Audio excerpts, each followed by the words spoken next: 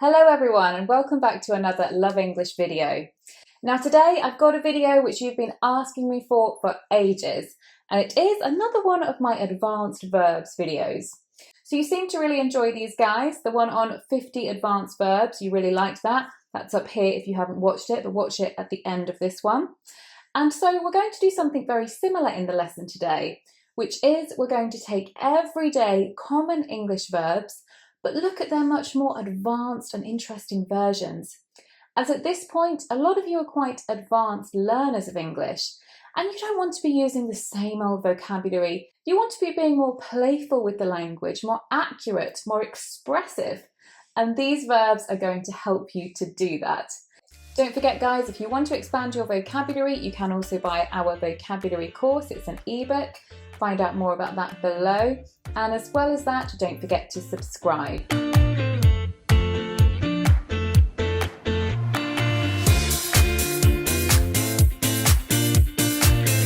So number one, our first verb, which we're going to look at better versions of today, is to complain, to complain. So verb number one is to groan, to groan. And this is a noise really, as well as being an action. If you groan, or if you make a groan or let out a groan, we can say you go, oh, like this. Very often it's when you are unhappy or in pain, or it can also be pleasure as well, but very often it's more negative. Now the action of this is when you go, oh, I really don't want to do this. And in an unhappy voice, you show that you don't want to do something, or you don't like something, or something like this. Number two is to moan. Now, this is not so much about the noise, it's much more about the action. Somebody who moans really does complain about something, so it's quite a direct synonym of to complain. If you moan, you say things like, oh, I can't believe I've got to clean the house again. Why is it my turn? Nobody else does it. And you keep going, and you moan a lot about this. Some people just love to moan. They love to complain about things, whereas other people, when they moan, they might be very justified. If I'm ever late for a Love English filming session, Leila used to moan at me. She used to say, oh, I can't believe you're late. I had to set up the lights by myself, blah, blah, blah. Do you know anyone that's a moaner, or what do you like to moan about? What makes you moan? Tell me about that in the comments below. Number three is to whinge, to whinge. Slightly different to moan and groan. It is very similar in the sense that it's about complaining, but the voice is slightly different, and perhaps it's more for younger people. So if you whinge, you really make a kind of higher pitched tone, and that's why I say it's often more children and teenagers that whinge. So if you say, oh, I don't want to eat the vegetables, or can't I have another ice cream, or all my friends are going out on Friday, why won't you let me? And you really use that kind of nasally tone. This is more to whinge. You've got nowhere to go, and you've got school tomorrow. That is so unfair, I hate you! Right, onto a more positive verb to look at synonyms for, the verb to laugh, to laugh. Now there are actually many ways that we can laugh.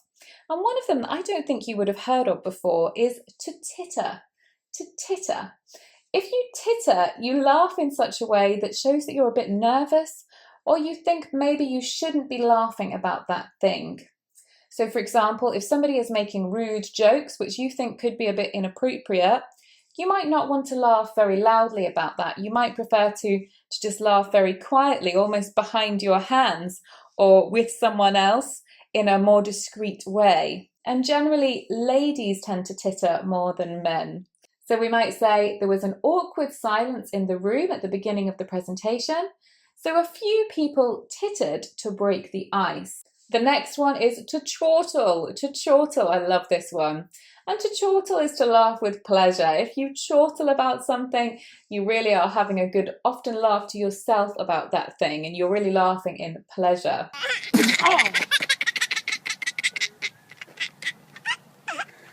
So the next verb we're going to look at more interesting versions of is to accept, to accept.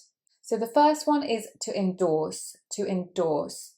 And this is quite a formal verb actually. If you endorse something, you formally or publicly approve of it or accept it. So if we say there are celebrity endorsements for our project, it means that celebrities have approved of it. They've said, I will put my name on this and say that I approve of it and I support it. So often lots of products, they want celebrities to endorse them. Like Eva Longoria, she always endorses L'Oreal. Number 7 is to acquiesce. To acquiesce. Lovely sounding verb, to acquiesce. And this is to agree or to accept something, but reluctantly, unwillingly. There's a slight feeling there that the person doesn't really want to agree or accept this thing. So if you acquiesce, probably the phrasal verb equivalent would be to give in. It's where you say, okay, yes, we can do that. It's not my first choice, but I'll agree to it. If you live with a partner and they really want to get a dog, but you're not sure, but in the end you say, okay, let's try it, let's get a dog, you've acquiesced. Number 8 is to condone something, to condone. And this is to accept or allow behaviour that is wrong. And we frequently use it in the negative because we frequently use it in a way to say that we don't condone something, meaning we don't accept it or we don't allow it.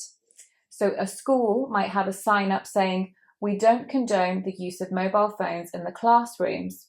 Or bullying of any kind is not condoned here, meaning not accepted, not allowed. So it's quite a useful verb, but we do very often use it in the negative. Number 9 is to grant, to grant. And this literally means to allow or approve. So if you say, she granted me access to her garden, it means she allowed me to have access to her garden. We often use it in very formal situations, like I was granted a visa, or I was granted asylum in that country. So it's quite an official word in that sense. We don't tend to say, I granted my children one evening a week eating junk food.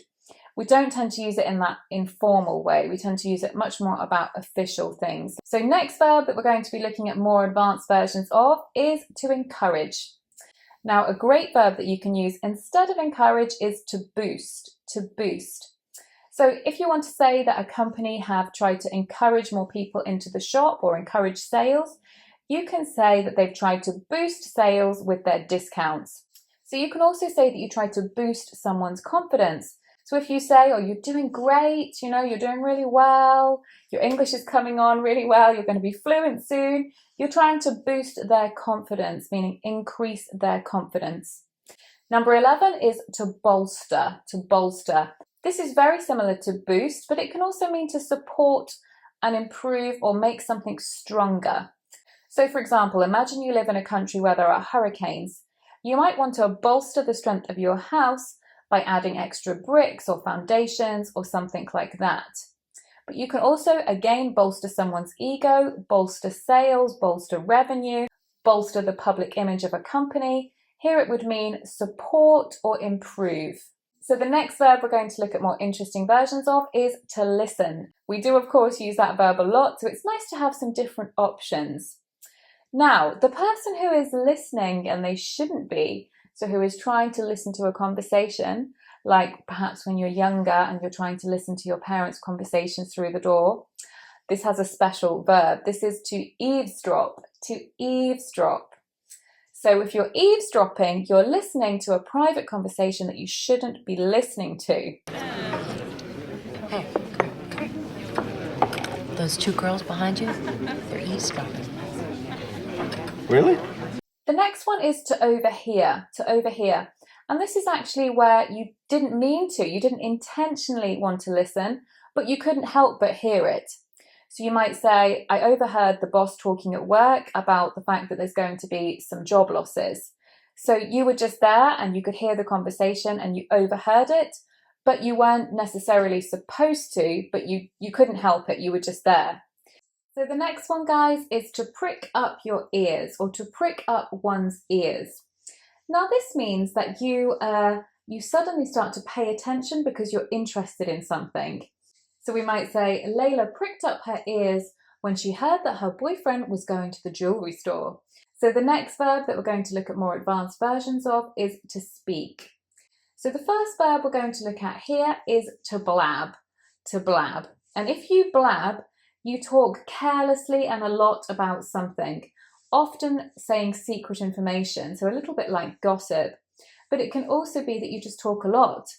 So if we say that somebody is a blabbermouth, they're the kind of person who talks a lot and they talk about other people's business quite frequently as well. So they'll often reveal secrets that they shouldn't and things like that. So it's certainly not a compliment. If you say, oh, this person blabbed to me about this, it means she told me and she probably shouldn't have. But it can also just mean that the person talks a lot about uninteresting things. So you might say, my neighbour was blabbing on to me about all the problems she's having with her house. Oh, so boring.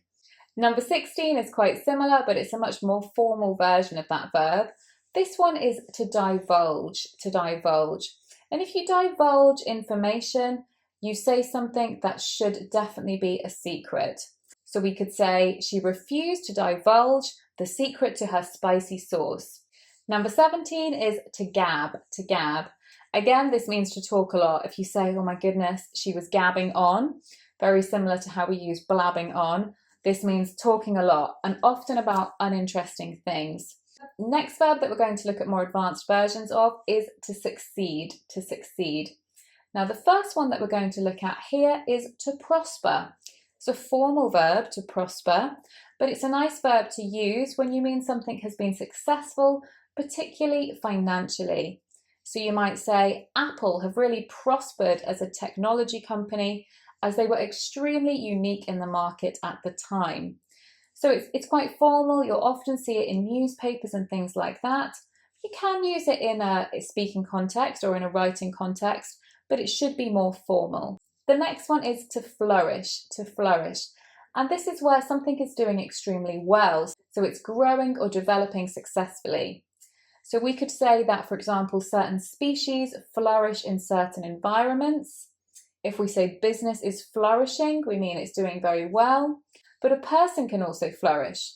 You could say, since she's done her study abroad program in Spain, she's really flourished and her confidence has grown. Right, the next verb that we're going to look at more advanced versions of is to need. We use that all the time. Let's look at some better versions of it. Number 20 is to long for, to long for. So this one is actually a phrasal verb. And if we long for something, we desire it. We really wish we could have it. So you might say, I'm longing for a holiday in the sun. You know, we feel that we need it and we strongly desire it. So you might say, he longed for a more fulfilling job. Next one is to call for.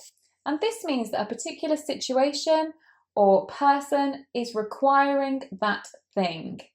So we might say, learning a language calls for dedication, commitment, and time. So we're saying it requires. So we can literally replace requires with call for. Next verb that we're going to look at is to meet, to meet. And the first verb that we could use instead of meet is to gather, to gather. Generally, this tends to suggest a few more people. So you don't tend to gather if there's just the two of you. It tends to be more of you. So people might gather in public spaces for festivals or events. People might gather for protests, or family can gather together at special times of the year like Christmas or Eid or Diwali. Very similar one is to congregate. I think this is a bit more formal and perhaps a bit old-fashioned. You might say the tourists were congregating in the main square. Again, it's similar to gather in that it's more people. So if you're a priest, you will call the people that come to see you every Sunday, come to listen to your sermons. You would call that your congregation, so your meeting of people. Next one, nice informal one, we've got to hang out. I'm sure lots of you know this one. If we hang out, we meet in a relaxed way. It's not necessarily for a particular purpose. So for example, you might say, oh, should we go to the town centre this evening? Let's just hang out, you know, go for a couple of drinks, get an ice cream maybe. Let's hang out. The next verb that we're going to look at more interesting versions of is to eat. Now, this is a good verb to look at different versions of, isn't it? So the first one is to gorge oneself. To gorge oneself. And this means to really eat a lot of something you love. To indulge, so to probably eat far too much. So we might say, when she went to Italy, she gorged herself on all the delicious ice cream. Number 26 is to dine, to dine.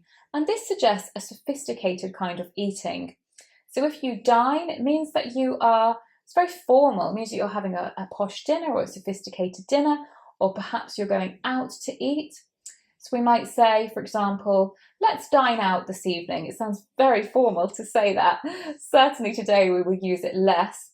But the way that we do hear this very often is fine dining. So you might say, this restaurant has fine dining, which means more sophisticated, more gourmet food.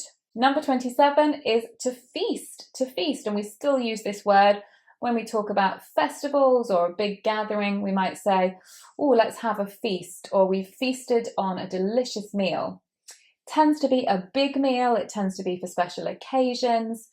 We tend to eat a lot at a feast.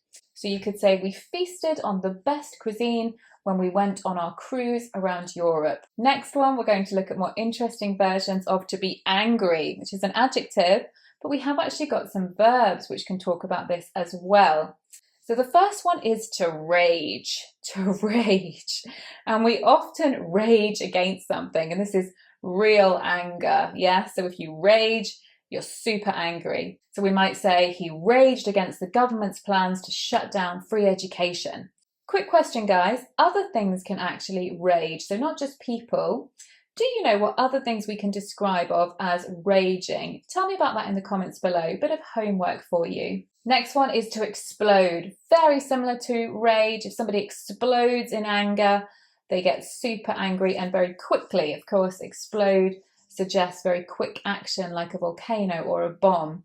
So if we say, my boss exploded at me because I'd been late 3 days in a row, you mean suddenly your boss got very angry about that. Oh, next one is synonyms of to cry, The first one is to weep, And this is where we are super upset about something, but also actually we can weep tears of joy. It's a little bit formal, but if you weep, it suggests very intense emotion. So you might say, she wept when she saw her brother for the first time in 5 years. She wept. Next one is to sob, And if you sob, you cry a lot and you're breathing deeply. So it's when you it's when you do something like this, when you're really crying so much that you can't even catch your breath. I can certainly think of times in my life when I've sobbed, usually when I've had a broken heart, sadly. So to sob. It's a very good word to use if you're really crying a lot. Probably girls sob more than guys. What do you think? What's your opinion on that? I think probably it's true that girls sob a little bit more than guys. And because I didn't want to end on a depressing note, because I didn't want to end there on something a bit sad, I'm going to give you one lovely happy verb, which is to rejoice. So this is a synonym of to celebrate, to rejoice. This means that you celebrate, that you show happiness, that you're joyful because of something. So we might say, her family rejoiced when they found out she'd got a first degree at the university. The family rejoiced. Okay, everyone, they were our 30 plus advanced and unusual verbs. I do hope that you start to use these, start to include them in your everyday vocabulary, challenge yourself to use more interesting vocabulary, and do try and use any of them below in a sentence for me. We'll see you in the next video, guys. Bye-bye.